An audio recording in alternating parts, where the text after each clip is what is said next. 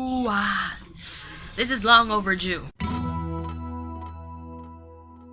Hey guys, my name is Anna and welcome to my channel. So today I'm going to do the long-awaited, I don't know if anyone's waiting for this though, my February wrap-up and my March wrap-up video. I put them both together because I wasn't able to shoot a video last February because I had issues with the internet. I keep saying this like almost in every video now and it's getting so redundant and annoying and whatever. But let's get on with it. On February, I was able to read 11 books. So, what are those 11 books? I started with 50 Shades Freed, which is the third book in 50 Shades by E.L. James, and we all know what happened in this video, in this book. If you didn't, then you should go and read it, but I wasn't able to see the movie. I know I read this book so that I can be excited and informed when I watch the movie, but I didn't get to watch the movie in the cinemas because I think I had no money then and I had no one to go to the cinemas with. So I'm just waiting for the, I think it's the unrated cut of the movie. Yeah. Next is Be Mine, which is a brother's best friend fake relationship romance by Lauren Milson. It's just a short story about, I forgot the characters, but this was so good. Like, it was very fast paced because obviously it's a short story. Like, everything happened so quickly, it escalated so quickly, and it concluded so quickly, and I thought there would be like a different twist and turn, but there wasn't. So there's this girl, I forgot her name, and then her brother's best friend is about to leave town and she has had a crush on him for so long and they're like just close friends, but then they just don't tell each other that she has a thing for him and he has a thing for her, and then years later and they find themselves in the same city again and things go spiraling from there. I'm so sorry, my nose is ill. My nose, only my nose. Third book is The Rogue Queen, which is the third and I thought was the final book for the 100th Queen series by Emily R. King, but it's not. We are getting 4 books and the 4th one is The Warrior Queen, which is coming soon, and I hope I'll be able to get an E-arc for that also because this was an E-arc for the Rogue Queen and it was good.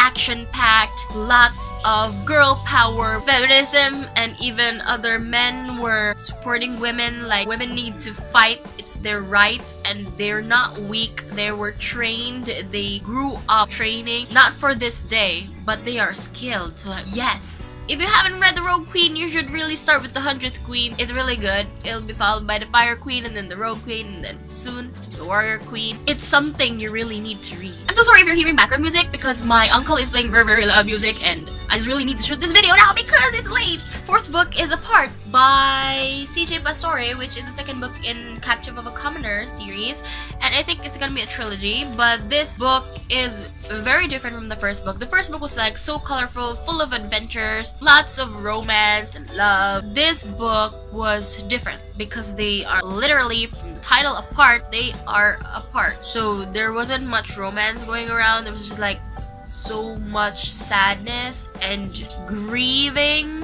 I don't like this compared to the 1st book, but I'm hoping in the 3rd book everything will be different. Like, it'll go back to that happy aura, happy theme and all. 5th book is Breaking the Gladiator by Nicola Rose, my good friend Nicola Rose, who is about to debut her 1st book, Taste the Dark. We'll talk about that soon when I get my review on it, after I read it, when I start reading it. Breaking the Gladiator is an alpha attraction romance, and I'm doing my best to convince her to do a sequel to this novella because it's really good, and it's a dark historical fiction romance, and it's pretty dark, but it's really good because I'm a sucker for romance. Okay. 6th book is Insta-Hubby by Laura Milson, which is a billionaire fake relationship romance, and this was a really cute read, fast-paced read where there's this guy and he is a famous blogger because he posts food and his abs and all, but he is also a son of a very rich company in New York City, but he doesn't want that job because it's too serious for him. And there's this girl which her job is very cool. Her job is to try on wedding gowns for brides to be, because some brides don't want to bother trying their gowns themselves, so they will submit their measurement. In the dress shop, there will be girls who have about the same measurements or the exact same measurements they have, and that is her job. She can't eat too much, she can't eat less, she needs to maintain her figure. That is part of her job. Like, exhausting, but cool. Never heard of that before. I don't know if you have that there, but we don't have that here. 7th is a debut novel by Zaken, which is Colliding Skies. This is a young adult novel. It is sci-fi and it's got hot aliens, and I can't help but imagine this hot alien to be no other than Twan. He's famous on Instagram and also in YouTube because he is a YouTuber. I'm not sure if I can consider it fast-paced, but there was just something about this book. It's these, I don't know what to call these types of books where it's not that great, you're not crazy about it, but it gets you going. It's enough to convince me to want to know how it will end. And this is one of those books. Like, I'm not always thinking about it, but I am curious, so I keep on reading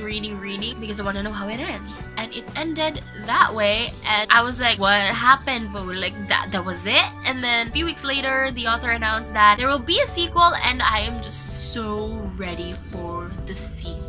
Yes. 8th book is the Matchmaker's Playbook, which is the Wingmen Incorporated, Book 1 by Rachel Van Dyken.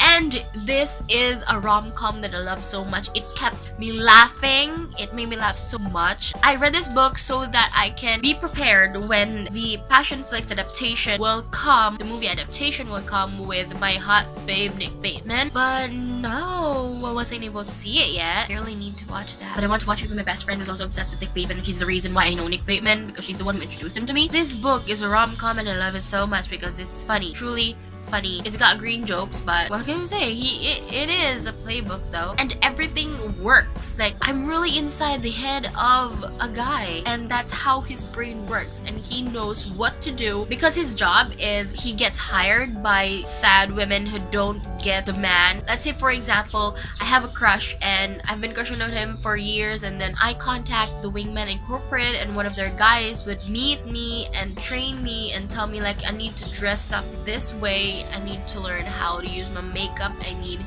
to learn how to behave in front of my crush so that I will get his attention. One of the guys from Wingmen Inc. would also be there because he is going to be my prop to make my crush jealous, and he works all the time. I think it got 100% results because every customer they've had is satisfied, and I really love the group they have here. They're friends and they seem so tight. I really want that to happen. Like, you get a female roommate and the guys just visit over, right?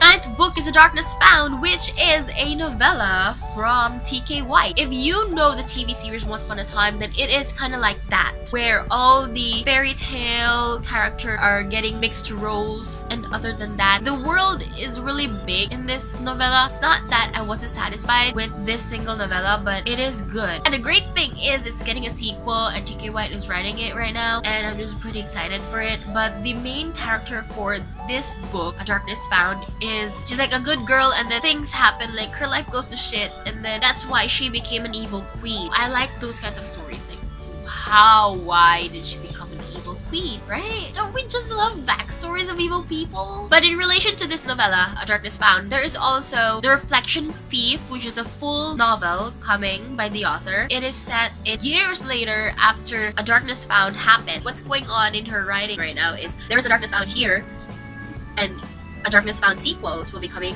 and The Reflection Thief will be coming. I'm not sure which will come out first. A Darkness Found sequel is coming, or is it The Reflection Thief coming? But I'm pretty excited because I hope that the timelines will meet, where for the timeline for A Darkness Found will reach to the point where The Reflection Thief started. 10th book is Obeying Rowen, which is Club Zodiac number 2 by Becca Jameson. This story of Rowen, who is one of the owners of Club Zodiac, which is a BDSM club. He is a dom, but there is a girl who can be both a dom and a sub. She has this crazy past, sad end to her previous marriage, and it's just a great read. I can't say that I'm crazy about it, but it is a great read because BDSM always intrigues me. Last book I read in February is Vlad, which is the V Games Book 1 by Dukey and Webster. These two authors have written a series together before, but I haven't read that series yet. But this book is so good. It's really good, and I'm very, very excited for the sequel because I feel like there's gonna be more female power there, and like feminism, yes, more action. But in here is that there's this girl, I forgot her name. She has a crush on her